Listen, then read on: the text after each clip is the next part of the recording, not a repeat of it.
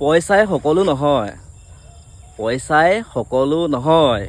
এই কথাষাৰ ক'বলৈ বা শুনিবলৈ মাথো ভাল লগা এটা শব্দ, কিন্তু প্ৰতি পলে পলে প্ৰতি খোজত মানুহে অনুভৱ কৰে যে পইচা কিমান ইম্পৰ্টেণ্ট বস্তু হয়। আপুনি মেডিকেলত যাওক, ফ্ৰী ট্ৰিটমেণ্ট কৰিব আপোনাক। আপুনি বজাৰলৈ খালী মোনাটো লৈ যাওক পইচা নাইকিয়াকৈ, যদি আপোনাক কোনোবাই কিবা দিয়ে, চব্জি দিয়ে বা কিবা দিয়ে। পইচাৰ অবিহনে এই জীৱনত একো নাই।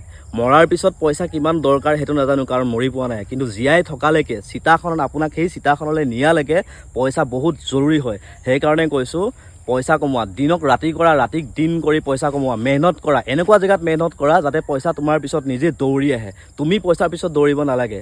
গতিকে বুজিলা নহয়?